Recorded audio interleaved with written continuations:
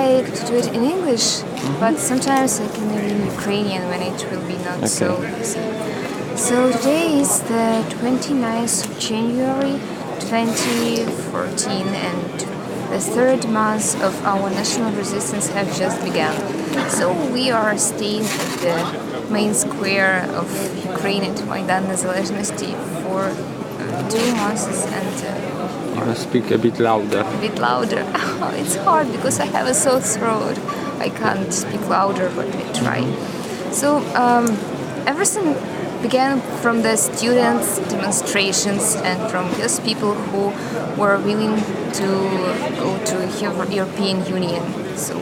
But at that time we had another mood and another feelings, another intention, and now nobody expected from our government and from President Yanukovych and his command such cruel actions instead of our people and peaceful demonstrations. So the situation turned over the 13th of November when the students were cruelly beaten and taken away from the Maidan Незалежності Square. And nowadays you can see quite another situation when peaceful demonstrants are killed, are shot by snipers sitting on the roof of National Academy of Sciences and other state buildings in the center of the city. So what can I feel as ordinary Ukrainian? Feel great sorrow for those who died, especially now, especially when young people are dying. It's very unfaithful. Maybe it sounds, so naive and idealistic, but it's really unfaithful because it's not the method of це. Я хвилююсь, тому я перейду на українську. Це не метод боротьби з мирними демонстрантами, застосовувати проти них таку жорстоку силу і вбивати цих людей.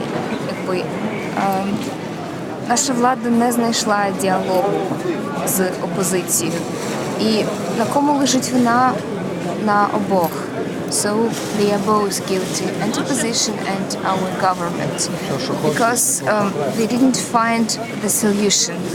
They only exacerbated this situation, and it was speaking further and further. And now people just are staying just on the last edge. It's really the last barricade near the wall. Like in November 1989, the Berlin Wall was broken, so now we are staying behind our wall, Ukrainian wall. It's like a metaphor, but this is wall, it's like a post-Soviet society, our post-Soviet society, but it's Soviet inside, because all this bureaucracy, all these politicians, all the members of parties, they came out from the communist society, from the political communist mind. So, that's why they provide their policy now. And how would you compare what is happening on Maidan and what is happening on Hrushevska Street? Because there are like two different styles of protesting. Protests, yeah.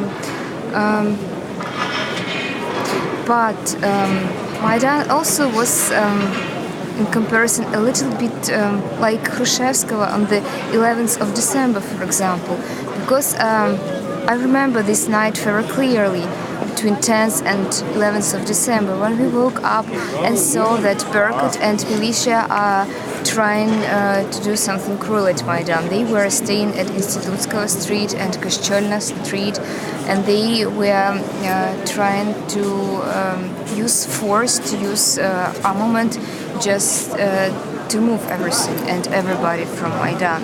So it was such an example, and I remember that everyone was just taking taxi or cars or just going to Maidan at that night in Kyiv. But it was the only one example, and it could be compared with Hrushevskaya, but not exactly, because nobody was killed and nobody was injured so seriously. But now, yeah, two different styles, because at Maidan we see barricades, new barricades, a lot of barricades that were not presented in December, for example. Yeah, I'm just, yeah, я просто хвилююся. That's why. So, but yeah, at Maidan we see maybe music and solemn services at this scene, and a lot of people they are making their business. A lot of volunteers just cooking or making something creative. Like there is one guy from Western Ukraine who makes wooden sculptures, for example, at Maidan. It's we can speak even about the creation of some art style of Maidan. Yeah, it's the other way. People are making poems, paintings, sculptures. So this is like a city in the city, or even a bit of utopia, you know, like Thomas More or Campanella's utopia, like this city of sun or other type of utopia society. So this is Maidan with its organization, leaders from the very beginning. Khrushchevskого, it's like war, no.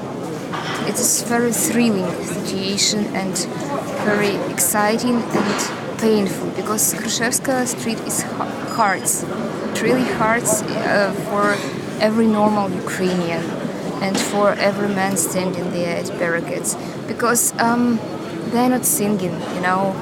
They have less jokes than at Maidan, and no anecdotes about Putin and Yanukovych like at Maidan, because they are waiting every second attack or something unexpected, or another sniper sitting at the roof. So every man there, it's like як такий клубок нервів, як згусток чогось такого. No, very nervous, very just I'm waiting, I'm staying and I'm waiting and I'm ready to fight, like that. And old men and young men, and especially young guys, you know, boys 18, 25, they just they understand that this is serious. They consider that it's like a war, but at the same time it's so this adrenaline for them, and they think, oh, war for freedom, war for Ukraine. Some of them can say, oh, I'm ready to die for my motherland, for example. I'm ready to die for freedom of Ukraine, to be a free country, to get rid of this Soviet past that they even don't know and don't remember, of course, because they were born in the end of 90s, in the end of 80s, beginning of 90s. A lot of people from Kiev come to Khrushchevskaya Street just to support, to say something good, to give tea or hot milk or bouillon or soup. You can see a lot of women there and magicians, because it's like a line of front. It's very serious. Do you think there are the people who are there are sometimes extremists? And this is do you think it's a problem on Maidan or not? Because you can also see this black and red flags which are connected. I wouldn't call them extremists. Right sector, yes, they are maybe ultra-right movement in Ukraine, because the story of this flag is the flag of Organization of Ukrainian Nationalists, and it began its flag as far as I remember since 1930s years, and it was the symbol of Ukrainian resistance army, UPA, Українська повстанська армія, and its struggle against NKVD, Soviet army, from 1941 and 1954. So they are not extremists. Actually, they are ultra right power, maybe in Ukrainian Ukrainian society. But a lot of guys, they are very young. They are maybe students of first year of study, you know, and they just can't understand all this complicated situation, how different countries were trying to get rid of Soviet past and go apart, away from Soviet Union, like it was in Baltic countries, for example, in Lithuania. like it was in the socialistic countries, like in Poland. Maybe they don't know all these, complicated situations and peculiarities of this. They just want to see Ukraine free of Russian influence, free of Putin's policy, because they can't understand how, for example, in the native Lviv or Ivano-Frankivsk or Chernivtsi or Uzhhorod or Khmelnytsky and Vinnytsia, west and central Ukraine, how they could be a second governmental Russian language. What for? Russian language for them is like a foreign language. It's second language for me, for example, because I was born in Kiev. It's the other situation, and my father is Russian. But that guys from Western Ukraine, they are the other. So it's normal, because Ukraine is a big country. It's very different. Every region has its own history. Bukovina, Khalichina, Podillia, Central Ukraine, East of Ukraine, Crimea. It's like a puzzle from different puzzles, and Kiev is like in the middle of it and should understand all this. So no extremists, but I also should stress that there can be some provocators, people who can provoke the situation, who can very skillfully play on these national feelings, just to say, guys, let's go, instead of just Triton militia or Berkut, they beat our boys, we should revenge. But you don't think that whole Khrushchevskaya affair is like this? I think maybe they could be there. These provocators, they are all around now, so they could be at that time on the 19th of January. Yes, but I wouldn't call these guys from right sector extremists. Maybe some of them, I don't know them. I actually know nobody from that movement. Maybe, could be, but not the majority. Especially not that men after 40, 50, 60, they are not extremists, just ordinary men, some of them peasants from every region of Ukraine. Some of them came from Donetsk region, from Mainz. Exactly. Who can you meet on Khrushchevskaya? What kind of people? Everyone, beginning from scientists, ending from miners, shachtory miners, So there you can meet a student and someone who has defended his PhD, and physician and economist, and just a peasant or a farmer or whatever. And what kind of ages?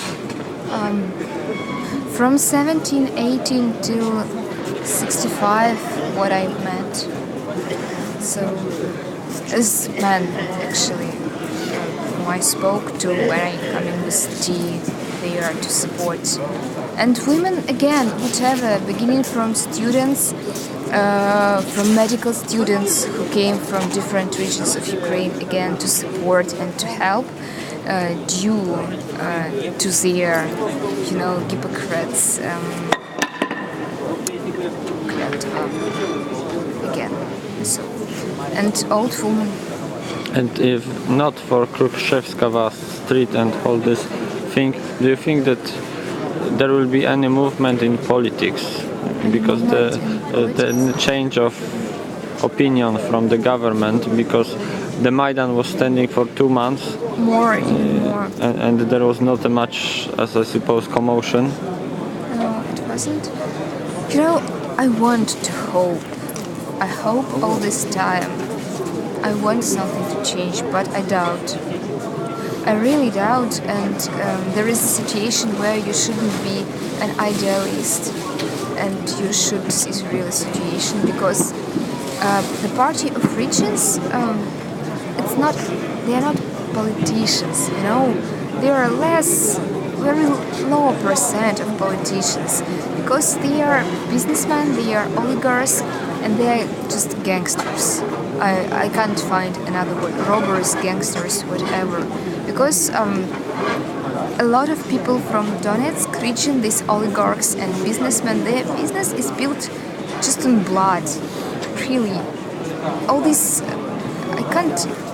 I suppose that just Europe can't understand all this situation. You know, it's like Italy at the beginning of the 20th century, or USA in the 30s. Yeah, but what do you mean that their money is made on blood?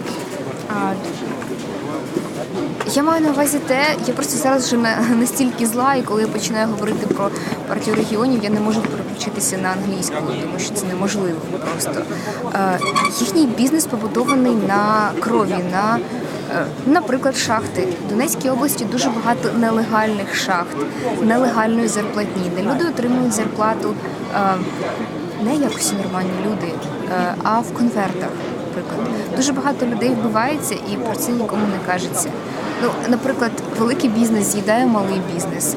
Просто, скажімо, конкуренти можуть фізично вбиватися, не лише вбиватися їхній бізнес, а вони можуть бути винищені, їхні сім'ї, їхні діти. І знову ж таки це замовчується. Тому я кажу, що їхній бізнес побудований на крові. Ну, в буквальному сенсі. Тобто це банда. If President Yanukovych was imprisoned twice for raping and then for stealing hats. You know, he's the president and his surrounding is the same. So whatever. I don't think they will understand something. They are just, they don't think about Ukraine, about people, about developing its culture. They think only about their own business and their families. That's all. That's all. And how do you think what will happen next? It could be hardest to predict. It's unpredictable. I don't know. Maybe there are some not wise but very pragmatic businessmen in this party, like Rinat Akhmedov or others who could understand this situation where is and maybe, I don't know, to push President Yanukovych, to persuade him, you know, whatever. This situation with Azarov, який пішов у відставку, вона не викликає довіри. We don't believe it. What will be the... Maybe it's a trap. What will be the next? There you go. But does Ukraine has anybody at place of Yanukovych and the Party of Regions? Any? We have 3 leaders of opposition. Again, the majority of people staying here at Maidan, Khrushchevskого, don't support them, actually, being honestly. Don't support them because we consider them not to be strong leaders and not to be good politicians. None, we have none. The problem of Ukraine that we have good people, politically conscious people, no? But we have no leader, again, through the whole history. Why? Why? So if people are conscious, then why there are no leaders they don't want to support? I don't know, it's a common situation in Ukraine. Tymoshenko was a leader, actually, and the majority of people, and me, for example, we voted in 2010 for Tymoshenko because we considered her to be the less evil than Yanukovych. And we had a choice between less evil and more evil. So, but now, I don't know, Klitschko, I doubt, again. Technibok, his business connected with the business of Party of Regions. So, I could hardly trust him. So what do you think? How Ukraine would like in 1 year time from now on? I don't know what Ukraine will be tomorrow. How can I say how it will be in a year? One thing are my dreams, my hopes, my thoughts about it, or the real situation. I hope we could finally just get rid from Putin's policy. Because I'm not against Russia and its people, I'm against Putin's policy again. I don't know.